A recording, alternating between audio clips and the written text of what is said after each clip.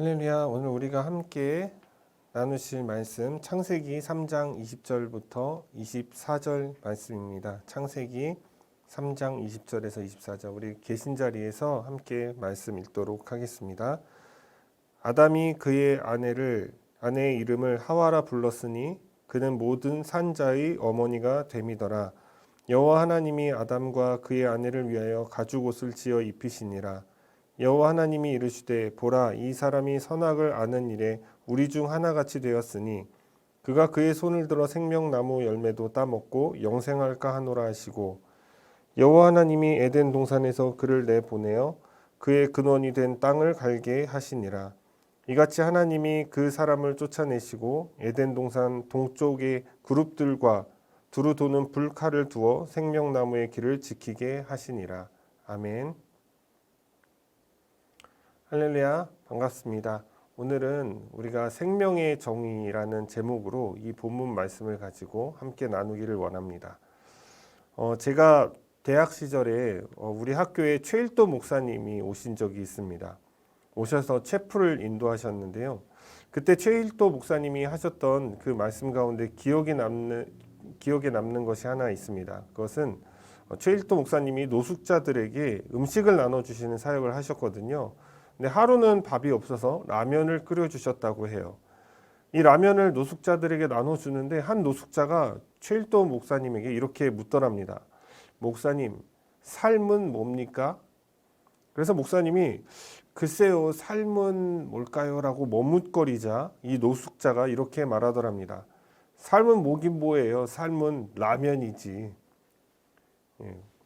우리 MZ 세대들은 좀 이해 못하겠지만 이 어르신들은 라면을 끓여 먹는다는 표현 대신 삶아 먹는다는 표현을 하기도 합니다. 그 말을 들은 최일도 목사님은 삶은 잘 먹어야 하는 것이구나 라고 깨달았다는 거예요. 그래서 밥 퍼주는 이 사역이 결코 헛되지 않았음을 알게 되었다는 겁니다.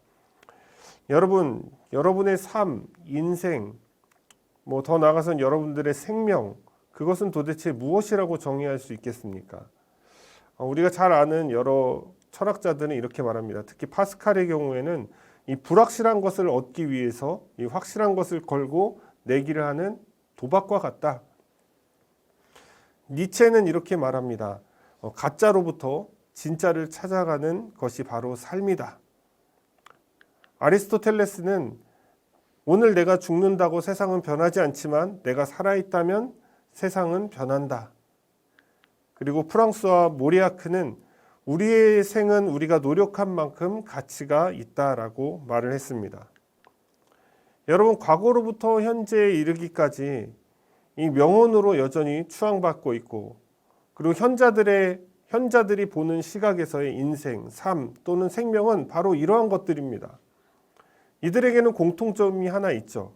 그것은 생명을 바라보는 시각인데요. It's up to you. 그러니까 너에게 달려있다라는 거예요. 그러니까 네가 하기에 달려있다. 그러니까 이 모든 관점은 바로 사람으로부터 출발했다는 겁니다. 사람 중심적이라는 것을 알 수가 있다는 것이죠. 우리는 우리의 생명에 대해서 정의를 내리거나 또한 질문을 던질 때에 늘 그 출발점이 사람으로부터 시작한다는 것입니다. 사람으로부터 출발하기 때문에 사실 이 모든 철학적인 명언들로는 뭔가 인생, 삶, 이 생명에 대해서 충분히 설명되지 않는 그런 뭔가의 갈급함이 있다는 거예요. 만약 그 말들이 정말 충분하고 모든 것을 다 설명할 만큼 정말 진리에 가깝다면 더 이상 철학적인 문장들이 필요하지 않을 것입니다. 그러나 지금도 여전히 인생이란 무엇인가에 대해서 답하려는 시도들이 있단 말이죠. 사랑하는 여러분, 저는 오늘 이 본문을 통해서 생명, 즉 인생에 대해서 얼마나 중요한 진리를 이 본문이 말해주고 있는지 함께 나눠보기를 원합니다. 저희 첫째 딸이 학교를 다닐 때 담임 선생님과 상담하는 날이 있었어요. 그것을 컨퍼런스 데이라고 하는데요. 그때 담임 선생님이었던 그 미스 스미스라는 분이 제 딸 이름이 참 이쁘다 이렇게 이야기해 주는 거예요. 그래서 제가 TMI죠. 제 딸 이름 그 리나거든요. 리나에 대해서 설명을 해줬습니다. 그 어원이 헬레나고 그리고 매우 아름다운 여자를 뜻하고 또 리나는 또 빛의 빛이라는 말에서 근거에서 온 말이다. 이런 이야기를 했어요.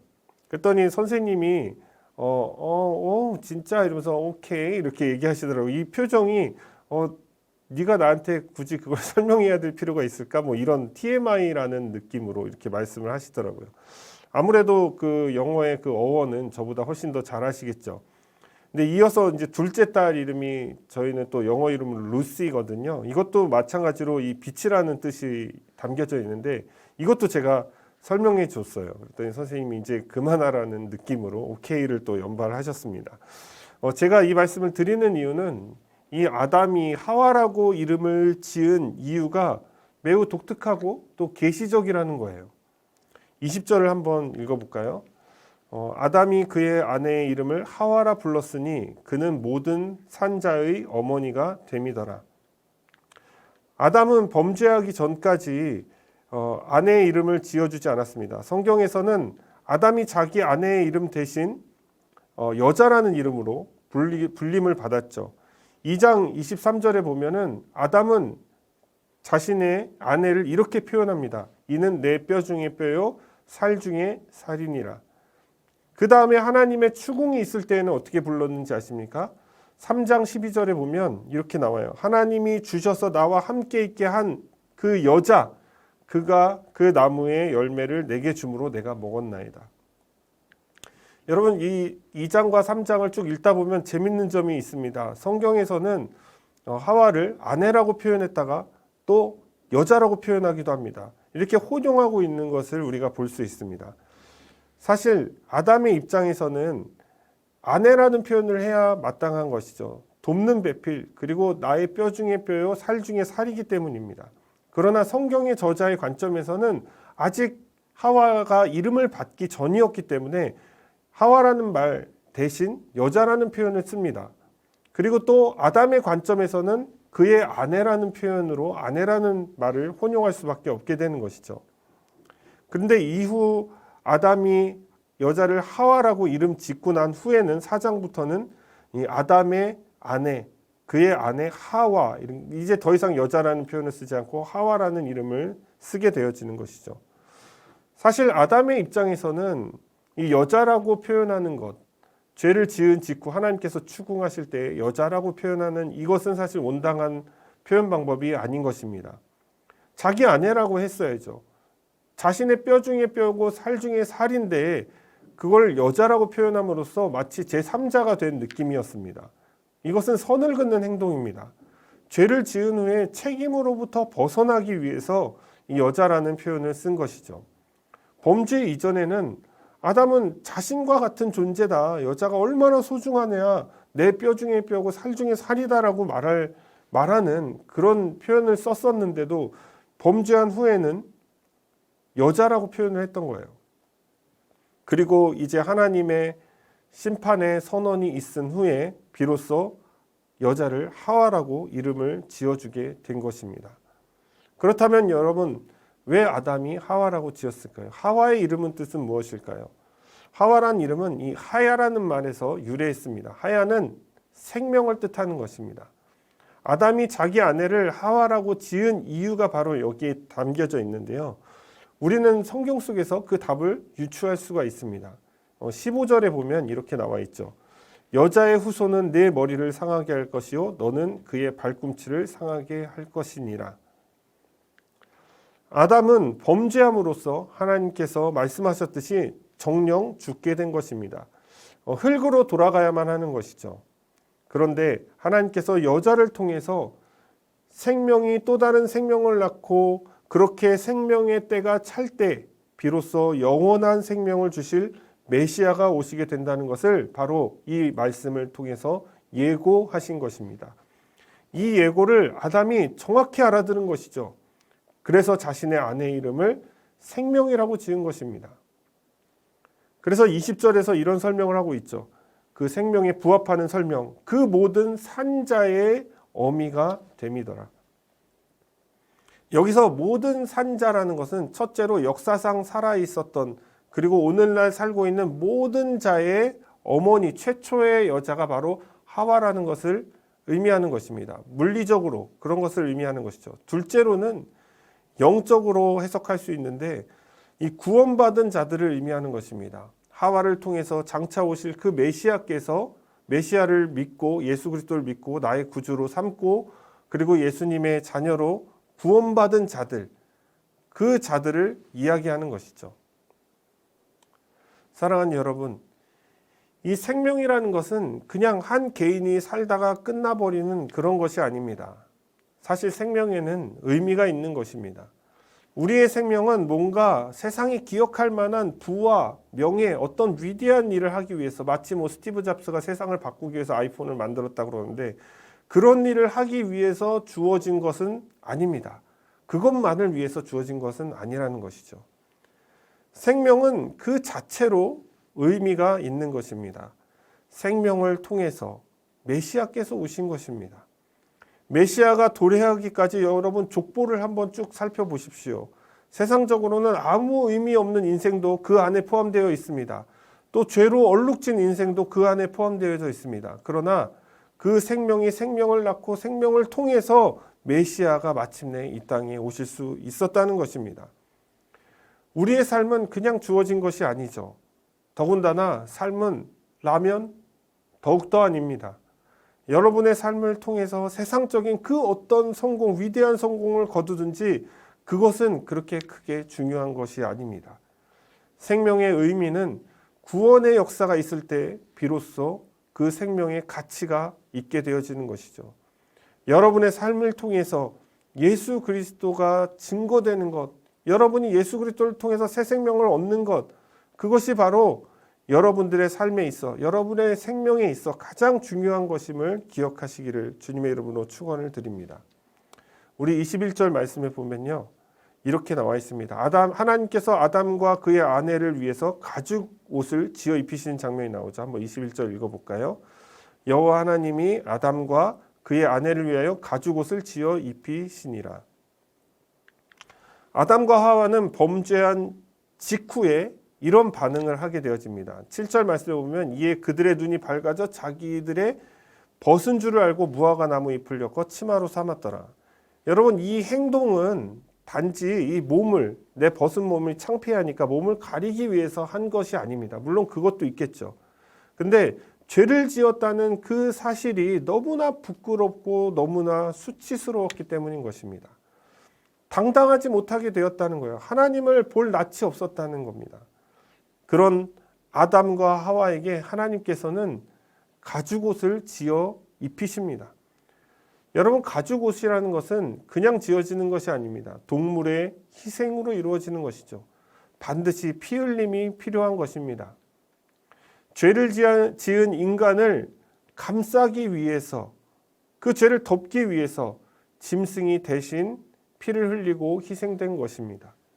또한 이 본절에서는 이 가죽옷은 아담과 하와를 통해서 제작하도록 명하신 것이 아니라 하나님께서 직접 동물을 죽이시고 그 가죽을 취해서 입히셨다는 것을 알 수가 있습니다.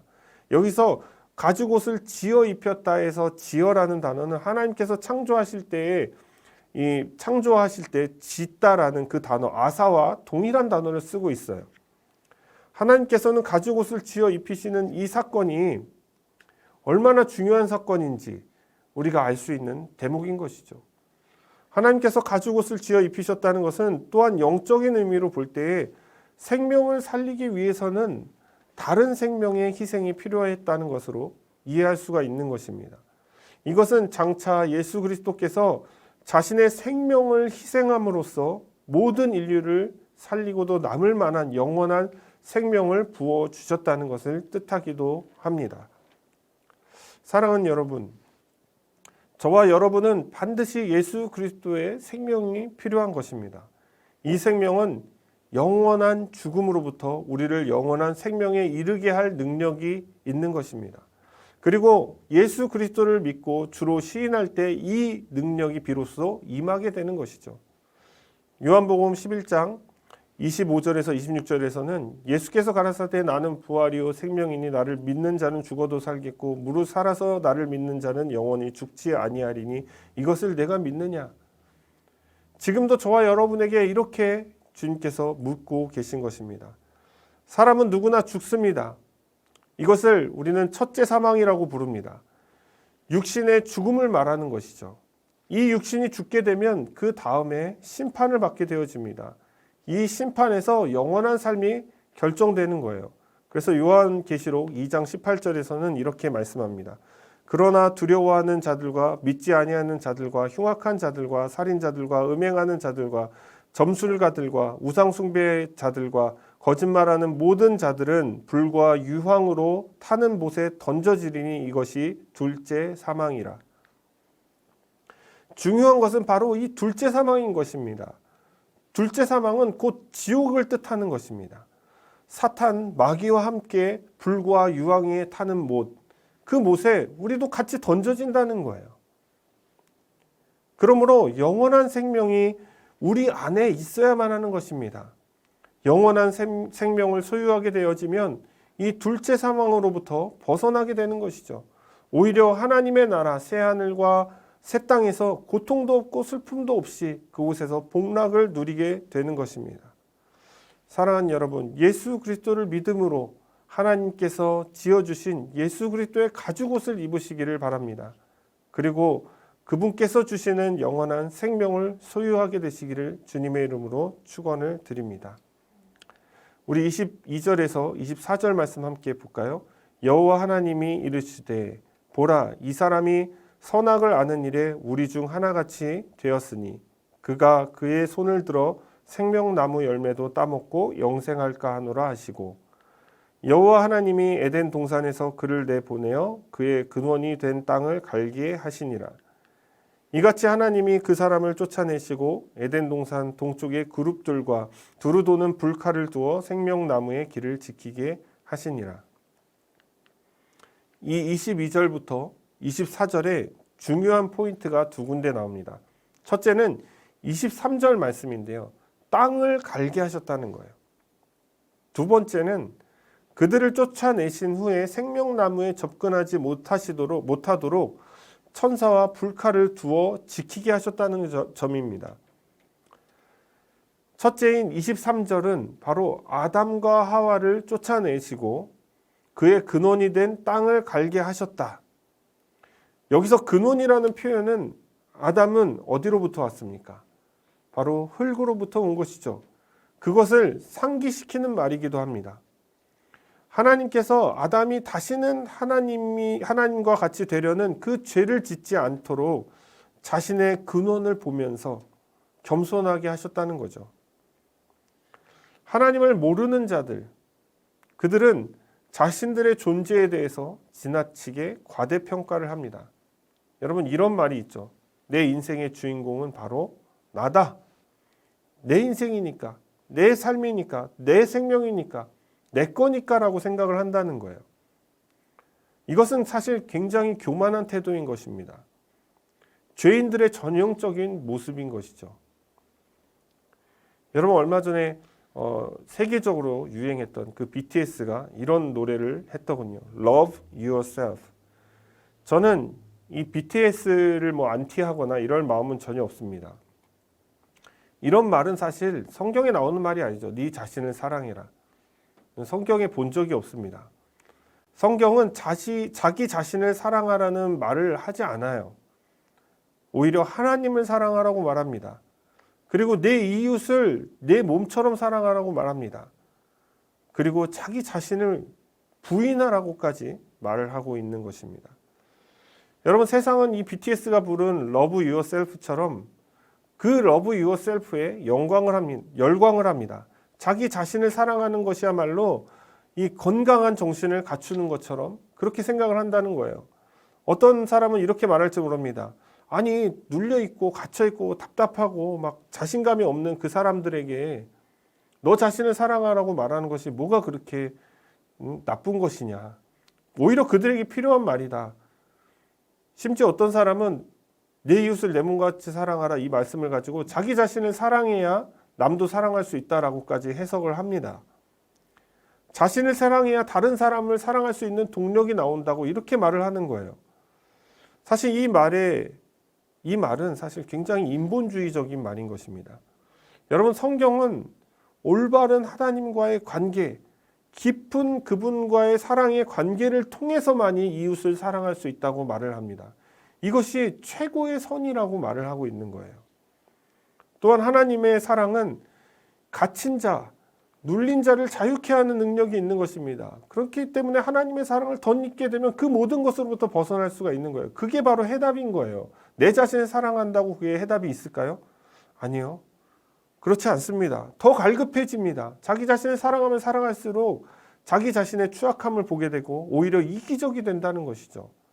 그러나 하나님을 온전히 사랑하고 하나님께서 부어주시는 그 사랑을 받게 되어지면 그 사랑의 힘이 너무 크고 위대해서 여러분 자존감이 높아지는 것은 물론이고 내 모든 것이 치유가 되는 거예요.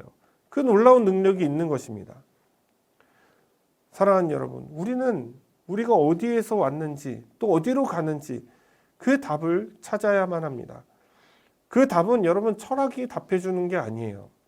여러분의 내면의 울림이 그 답을 해결해 주지 않습니다. 세상의 지식들은 오히려 우리를 혼란스럽게 할 뿐입니다. 자기 자신을 사랑하려고 해도 그것은 해결이 되는 문제가 아닙니다. 오직 진리에서만 찾을 수가 있는 것입니다. 그 진리는 바로 하나님으로부터 나오는 모든 것을 말하는 것입니다. 두 번째로는 이 생명나무로 접근하지 못하게 막으셨습니다. 천사들의 불칼을 두어서 말이죠. 그 이유는 22절에 이렇게 나옵니다. 하나님께서 이 사람이 선악을 알게 하는 일에 우리 중 하나같이 되었으니 그가 그의 손을 들어 생명나무 열매도 따먹고 영생할까 하노라. 여러분 이것 좀 읽으면 이상하지 않으신가요? 하나님께서 사람이 영생하는 것을 왜 막으셨을까요? 만약 아담과 하와가 범죄한 채로 영원히 산다고 여러분 한번 가정해 봅시다.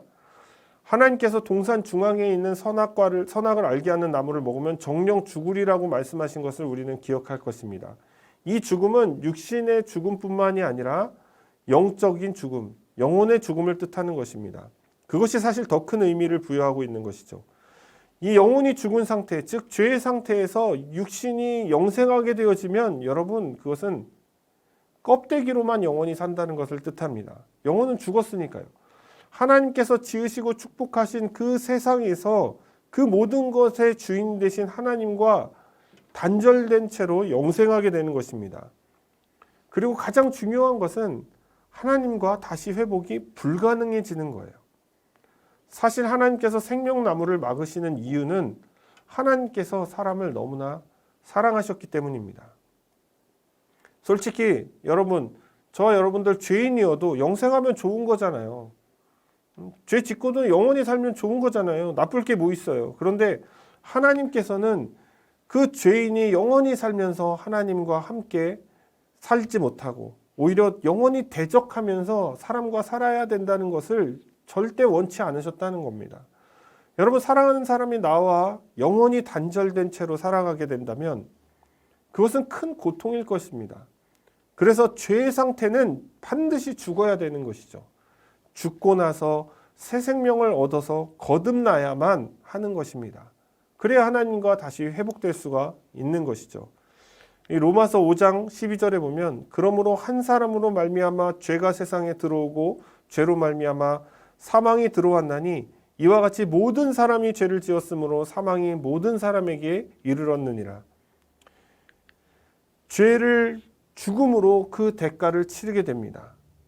죄된 옛사람이 죽고 예수 그리스도와 함께 다시 살 때에 비로소 이 단절되었던 하나님과의 관계가 회복될 수가 있는 것입니다. 예수님께서 십자가에서 죽으시고 사흘 만에 사망 권세, 음부의 권세를 찢고 부활하신 것입니다. 그렇게 예수님께서 마지막 아담이 되셔서 부활의 첫 열매가 되어주신 것입니다.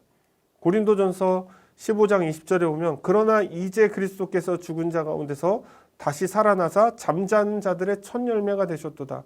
그리고 45절에 보면 기록된 바 첫사람 아담은 생명이 되었다 함과 같이 마지막 아담은 살려주는 영이 되었나니. 하나님께서 죽음이라는 이 역설을 통해서 새 생명을 얻도록 허락하셨다는 것입니다. 그러므로 사람은 반드시 죽어야 되는 것입니다. 죄인된 내 옛사람이 죽어야 되는 것입니다. 이 육체가 죽어야 되는 것입니다. 그래서 정령 죽어야 되는 것입니다. 결론을 맺겠습니다. 사랑하는 여러분, 생명이란 무엇입니까? 삶은 뭘까요? 도대체 인생은 무엇일까요? 제가 서두에서 말씀드린 것처럼 현자들이 말하는 그것이 정령 삶이고 인생이며 생명일까요? 어떤 삶이 가치 있는 삶이며 성공한 삶입니까? 생명을 어떻게 누리고 인생을 어떻게 설계해 가시겠습니까? 여전히 내게 주어진 생명, 삶 또는 인생이니 내 뜻대로 내가 원하는 대로 나의 행복과 안녕만을 위해서 살아가시겠습니까? 사랑하는 여러분, 저와 여러분은 예수 그리스도의 생명을 얻어야 그 생명의 가치가 생기는 것이고 그 삶과 인생이 숭고해질 수가 있는 것입니다. 예수 그리스도의 생명은 우리가 스스로 얻을 수 있는 그것이 아닙니다. 그분이 옷을 입혀주셔야 되는 것입니다. 가죽 옷을 입혀주셔야 되는 것이에요. 그때야 비로소 영원한 생명을 소유한 자가 될 수가 있는 것입니다. 영원한 생명은 역설적이게도 우리가 죽을 때 시작이 되는 것입니다. 그리고 그 죽음 뒤에 예수 그리스도와 함께 부활하여 새 생명을 소유하게 되는 것입니다. 이것은 세 단계에 걸쳐 신자의 삶에 적용이 되죠. 첫째는 예수 그리스도를 믿은 즉 성령으로 거듭나는 것입니다. 둘째는 침례라는 의식을 통해서 나의 거듭남을 선포하게 되는 것이죠. 그리고 세 번째는 실제로 우리가 죽고 실제로 부활하게 되는 것입니다. 그 부활 후에 우리는 영원한 새하늘과 새 땅에서 주님과 함께 영원 복락을 누리게 되는 것입니다. 사랑하는 여러분, 예수 그리스도의 영원한 새 생명을 소유했는가 하지 않았는가를 판단하는 것이 진정한 생명에 대한 의미인 것입니다. 그 의미를 찾는 것입니다. 이것이 바로 삶인 것이고 이것이 인생의 진정한 의미인 것입니다. 우리의 생애는 여전히 풍랑 가운데 있죠. 어떤 사람은 삶이 고달프다고 말합니다. 그리고 자신의 삶을 끝내려고까지 하죠. 고통스럽고 절망스럽다라고 말할지 모릅니다. 도무지 일어날 힘이 없기에 삶에 아무런 희망도 의미도 없다고 말할지 모르겠습니다. 그러나 사랑하는 여러분, 믿으시기를 바랍니다. 그 풍랑을 잠잠케 하며 우리의 삶에 진정한 평화를 가져오실 분은 오직 예수님밖에 없다는 것입니다. 그분께서 처절한 십자가의 고통 속에서 만들어 놓으신 그 은혜 안으로 여러분들이 들어오시기를 바랍니다. 그 은혜의 바다에서 진정한 생명을 누리시는 저와 여러분이 되시기를 주님의 이름으로 축원을 드립니다.